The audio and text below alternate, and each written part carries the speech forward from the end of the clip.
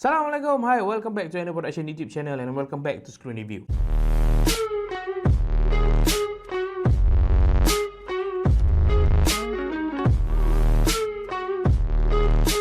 Jadi untuk Screen Review kali ni, aku nak share dengan korang movie daripada Astro First, iaitu filem terakhir untuk franchise Kampung Pisang, iaitu Kampung Pisang Berbuah Dua Kali. Ada apa ramai-ramai ni? Ada pesta keramaian ke? Apa yang kamu mengarut ni, Gana? Pesta apa pula waktu-waktu macam ni? Makin menjadi-jadi pula. Benda-benda aneh berlaku dalam kampung kita.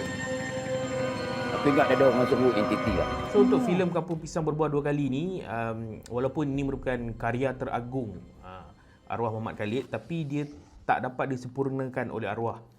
Jadi ia disambung oleh legasi beliau, iaitu anak dia, Amin Khalid.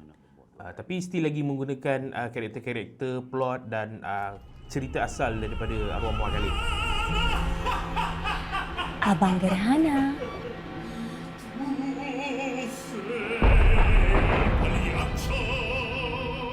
Okey, so untuk filem ni dia masih lagi membariskan pelakon-pelakon yang sama, cuma ada tambahan dua pelakon baru, iaitu Datin Paduka Ina Azman dan Azman Mantra. Untuk Azman Mantra dia bawa karakter Cik Gerhana, iaitu adik kepada Cik Purnama. And then Datin Paduka Ina Azman pula dia bawa watak hantu tu, watak Mac.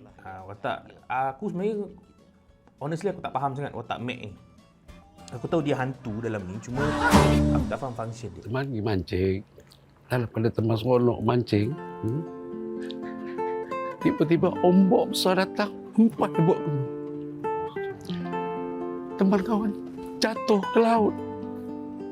Hanyutkan kawan sedih, kawan tak dapat nak tolong. Oh, sedih tu memanglah sedih kan. Tapi bila ada di antara kawan-kawan kita yang dah pergi dulu, kita terpaksalah reda. Throughout this movie sebenarnya, walaupun kita tahu dia karya arwah Muhammad Khalid dan dia bukan diarahkan oleh Muhammad Khalid, dia diarahkan oleh Amin Khalid, tapi dia rasa disjointed daripada filem-filem yang lain. Kalau kau tengok balik, sebab lepas aku tengok filem ni, aku tak tahu kenapa aku terus balik tengok Zombie Kampung Pisang. And pada aku filem ni jauh sangat berbeza. Aku faham dia director yang berbeza, tapi sebenarnya bila kau dah ada template yang sama untuk kau ikut untuk previous filem, series and musical sebelum ni, benda tu rasa sangat disjointed pada aku personally. And aku rasa Amin Khalid buat kerja yang bagus sebab dia buat kerja yang bagus sebab dia ada tanggungjawab yang besar untuk sambung legasi arwah bapa dia. And benda tu bukan satu yang mudah. Sebab macam mana kau nak live up kepada someone yang dah berjaya pecahkan rekod Malaysia filem kutipan paling banyak, kan? Macam mana kau nak continue legacy tu? Walaupun kita tahu ialah pepatah kata ke mana tumpahnya kuah kalau takkan nasi, tapi benda tu sebenarnya memberikan beban yang sangat berat untuk Amin Khalid. Jadi pada pendapat aku, dia buat kerja yang bagus, cuma ada ruang-ruang yang dia perlu improve. Sebagai contoh, pada aku mungkin dari segi penyusunan plot. Sebab aku rasa setiap benda yang berlaku dalam filem tu sepatutnya ada mesej-mesej yang tertentu. For example, dalam filem ni, of course filem Muhammad Khalid, filem arwah Muhammad Khalid, dia akan bantai semua orang dalam ni. And dalam ni juga, dalam Kampung Pisang Berbuah Dua Kali ni, dia bantai semua orang. Dia bantai politician, dia bantai ahli-ahli konglomerat yang besar, and then dia bantai juga orang-orang yang viral. Tapi terlalu obvious. Apa yang menarik arwah Muhammad Khalid buat dalam filem-filem sebelum ni adalah dia berlapik, dan benda tu menggunakan seni, tahap penggunaan seni yang tinggi. Dan bila kau cuba nak jadi sinik and kau nak try nak sindir orang, tapi kau terlalu direct, benda tu dah tak jadi berseni pada aku. Dia dah tak jadi natural. Dia kelakar, tapi dia tak, pada aku tak menggunakan thinking logik yang tinggi untuk faham benda tu. Jadi for those yang tak tahu pasal isu semasa dekat Malaysia sendiri pun, kalau tengok filem ni kau tahu dia directkan benda ni untuk siapa. Aku lagi suka kalau macam arwah Muhammad Khalid, dia akan pakai benda-benda yang kau kena betul-betul tahu apa yang terjadi dekat Malaysia untuk faham dia punya jokes. So tapi dalam ni Amin Khalid mungkin dia nak try different approach untuk betul-betul bantai orang-orang yang dia nak bantai lah. Dia bagi straight je. Sebab yelah, Amin Khalid ni tak silap aku dia muda lagi, baru 25 ke 26 tahun. Jadi sebagai seorang yang berdarah muda macam aku, memang kita orang memang suka straight dia, tembak terus je. Tapi berbeza pula dengan generasi-generasi seperti arwah Muhammad Khalid. Dia menggunakan seni-seni halus, sindiran-sindiran yang kau macam dari segi luaran dia kau macam tak faham, kau tak tahu apa benda yang dia cuba sampaikan. Tapi kalau kau kaji apa yang dia cuba sampaikan, pedih man sebenarnya. Jadi itu pendekatan yang berbeza diambil oleh Amin Khalid untuk filem kali ini. Benda tu bagus, tapi kita rindu nak tengok benda-benda yang arwah Muhammad Khalid buat dululah. Lagi satu yang aku kurang gemar dan aku tak berapa, dan aku confused sebenarnya. Obviously aku confused motivation watak Cik Gerhana tu sendiri. Aku faham dia merupakan tambahan. Mungkin arwah Muhammad Khalid pilih dia sebab dia viral ataupun dia pun someone yang ada karakter yang besar untuk bawa watak Cik Gerhana tu. Tapi sebenarnya bila aku cuba faham apa yang dia cuba buat for the entire movie, aku tak faham. Aku tak tahu kenapa, mungkin aku bodoh.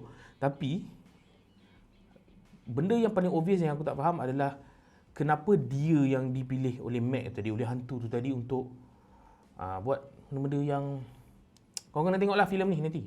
So nanti ada benda yang ada satu scene di mana Mac dengan, bukan satu scene lah, the entire plot untuk Mac dengan Cik Gerhana tu adalah satu benda yang tergantung pada aku.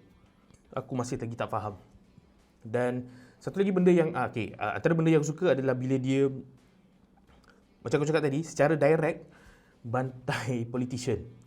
And kali ni dia bukan bantai politician saja, dia bantai orang-orang bawah politician. Macam watak Barkoba. Dia sebagai campaign manager ataupun nak senang cakap dia ketua jentera pilihan raya lah, kan.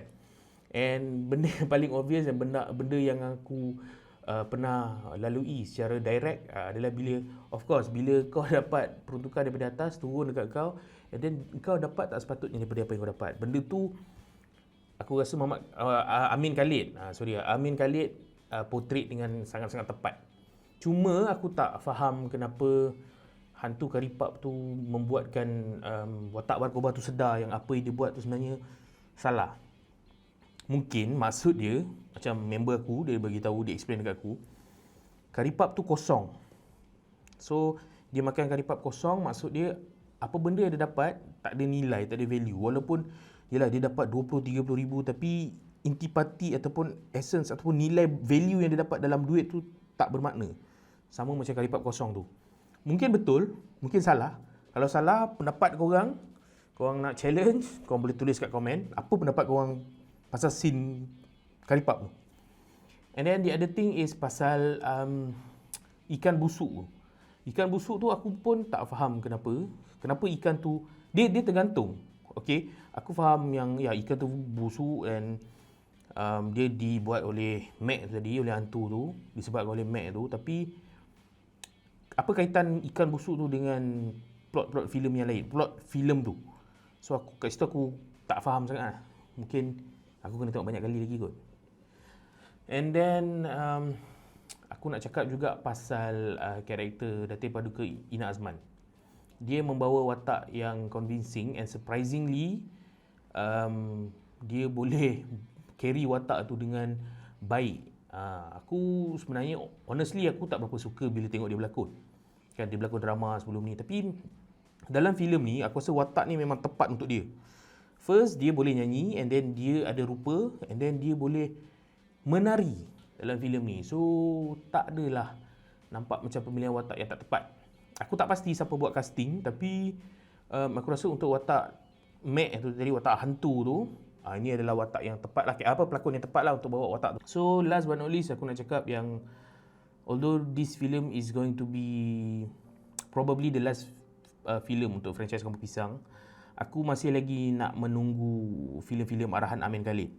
Sebab aku tahu even though dia tak boleh nak capai macam mana, dia tak boleh nak menggantikan tempat bapak dia, tapi sebenarnya dia boleh membuatkan kita tengok balik rasa balik apa yang kita rasa masa mula-mula kita tengok Zombie Kampung Pisang, masa kita mula-mula tengok Hantu Kak Limah Balik Rumah. So benda tu sebenarnya sedikit sebanyak, walaupun dia bukanlah bapak dia, tapi dia mungkin dapat ilmu-ilmu tu, dia dapat belajar daripada kecil. Dia kenal bapak dia. Siapa lagi orang yang terbaik untuk bukan menggantikan Mamat Khalid, tapi untuk meneruskan legasi beliau. And sebenarnya Mamat Khalid merupakan salah seorang pengarah yang aku idolize kan, selain daripada pengarah-pengarah Hollywood yang lain. Dia salah seorang pengarah Malaysia yang aku rasa cukup tahu macam mana nak create story. Sebab bukan senang kau nak create story dengan watak yang tepat. And setiap kali Mamat Khalid buat story, dia akan buat watak yang memang kena dengan cerita tu. And aku pernah tengok satu interview daripada arwah Mamat Khalid. Dia cakap Kampung Pisang ni adalah diri dia. Jadi untuk seorang pengarah create movie berkenaan dengan diri dia, and aku rasa Mamat Khalid, dia setiap watak yang dia wujudkan tu adalah diri dia. Itu aku boleh rasa. Sebab watak Bakoba mungkin ada dalam diri dia, watak Pak Karim mungkin ada dalam diri dia. Jadi untuk someone yang boleh expresskan benda tu dalam atas kertas dan seterusnya dekat layar perak, kita susah nak jumpa. Jadi aku harapkan Amin Khalid boleh meneruskan legasi arwah bapa dia, dan kita akan dapat disajikan dengan filem-filem tempatan yang bagus. It's not to say that this film is not good. Dia filem yang kelakar and seronok kau nak tonton dengan family korang. However, dia tak on par dengan apa yang aku personally expect from someone growing up dengan Mamat Khalid. So untuk filem Kampung Pisang Berbuah Dua Kali, aku akan bagi rating 4.5/5, which is tinggi juga untuk filem tempatan Malaysia. And for those yang belum tengok lagi, korang boleh langgan dekat Astro First. Ini bukan iklan Astro tak bayar lagi aku je yang bayar Astro tiap-tiap bulan. So filem ni highly recommended. Aku nak korang support. Ini merupakan antara debut filem Malaysia tahun ni kot, yang aku rasa excited untuk share dengan korang. Jadi itu saja untuk screen review kali ni. So macam biasa, jangan lupa like, comment, share, subscribe. Yang semua benda tu lah korang buat lah. Okay, itu je daripada screen review kali ni. Thank you. Bye-bye.